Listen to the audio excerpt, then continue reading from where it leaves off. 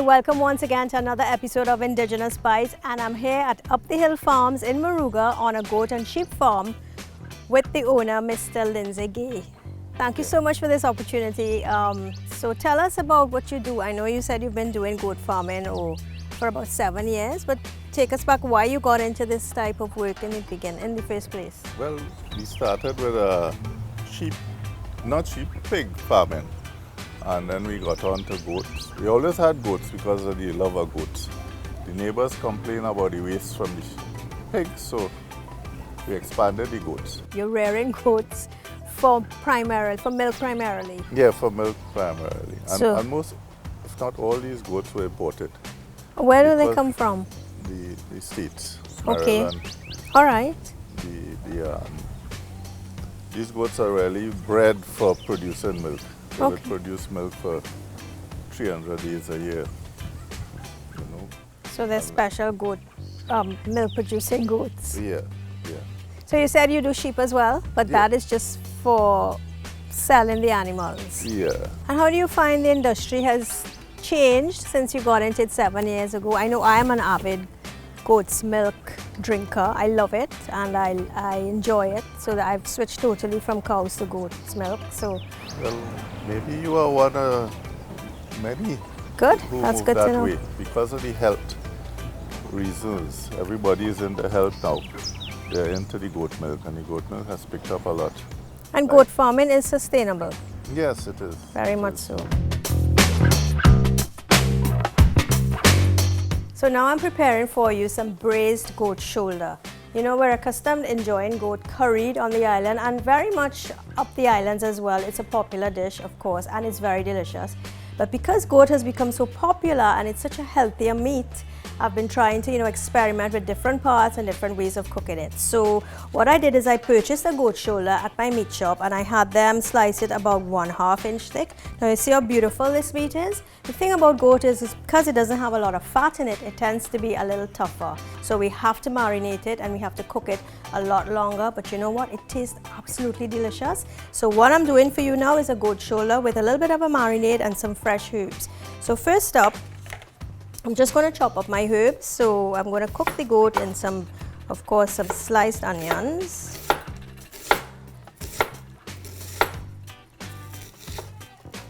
Okay, so that should do.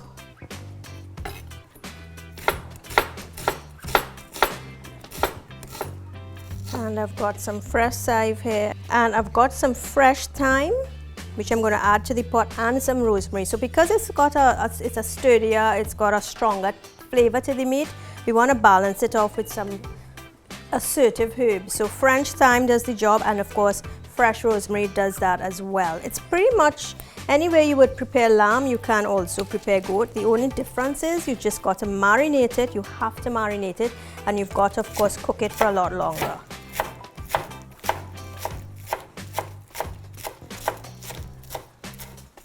I've got my chive and I've got some lovely fresh leaf parsley, but I'm going to save this for the end, So I'm just going to separate this up here,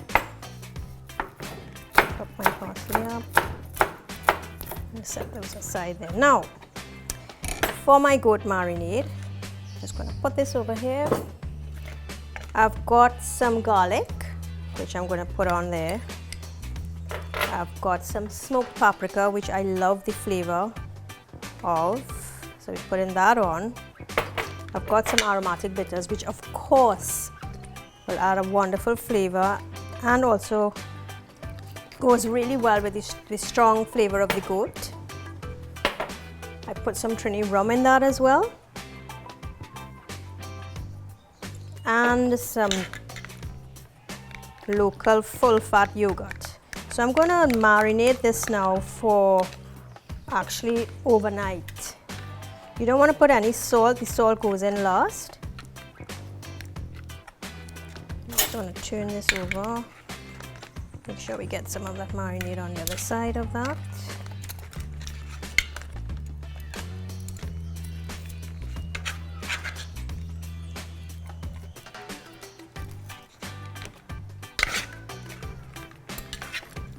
So sometimes if you really want to move the marinade process along, you can also put this into a plastic bag in your fridge overnight. So I'm going to leave this now, and of course in about 24 hours I'm going to braise it in the pot. Okay, so my goat has been marinated for about 24 hours. So I'm going to start by sauteing some onions. A little bit of oil in there. Actually, I'm going to brown my goat first. So you want to take the chops that we've just marinated and sort of brown them in the oil. So once those get nice and brown, we're going to flip them over.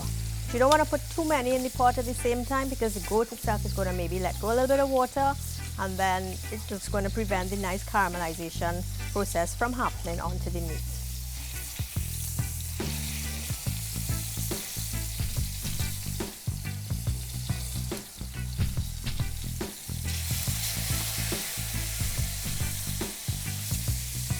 So it's got a nice caramelization on it already. Start to add a little bit of salt. I've got a mixture here of some pink salt and some black pepper. Sea salt, of course.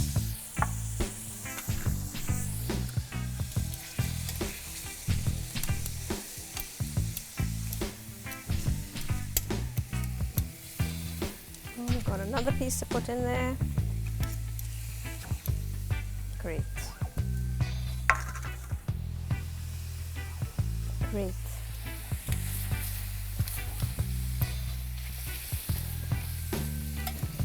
So I'm going to pull this to the side, add just a little bit more oil,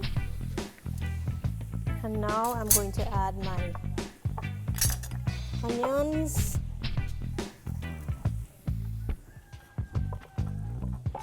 Trying to regulate my heat so we can get a little bit more sizzle on there.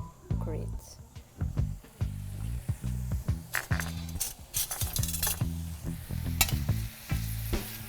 Once I see those onions start to get translucent, I'm going to just put the rest of my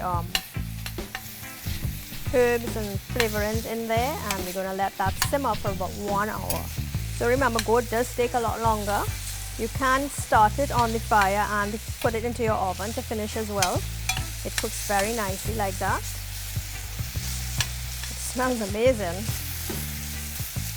A little bit more salt in there. Okay, so we've got some caramelization happening there. Oh, nice. We've got a gorgeous color on this goat now.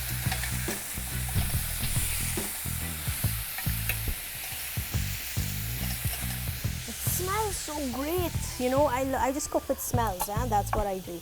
So we've got some nice fresh, some chive, and I've got tomato paste, which I think is a great secret ingredient. Good quality tomato paste adds a beautiful, it thickens your sauce, adds flavor, but it has to be good quality. That's not too sour. I've got some fresh French thyme, like I said, so we're going to put that onto the meat. And we've also got some fresh rosemary. So that's in there. I'm going to start, I'm adding a little bit of water now.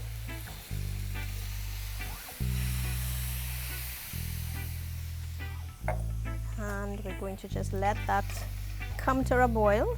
That's going to happen in a few minutes, and then we're going to let that simmer for about an hour. Okay, so my goat is coming to a nice simmer. I'm just going to flip these slices over so everything gets covered with that tomato sauce, gets into the sauce. It's all about flavorings, taking time to cook. The longer you cook something, the more delicious the meat is. I'm smelling that rum, I'm getting the bitters in there, the rosemary. It's absolutely lovely. Different way to enjoy goat, and I'm sure I know you're going to enjoy that. So let me just cover that down, and we'll come back to this in about an hour, and you'll see how gorgeous it looks. I think this is about ready. It's just been about over an hour, and as you can see, the pieces have actually started to fall off the bone, and the sauce has gotten nice and thick, so this is just about ready. So let's go plate this up now. Just plating this up here.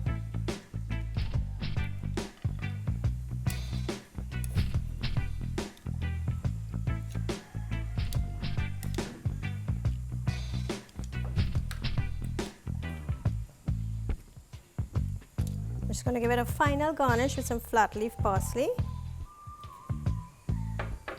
And there you have marinated goat shoulder braised with fresh herbs.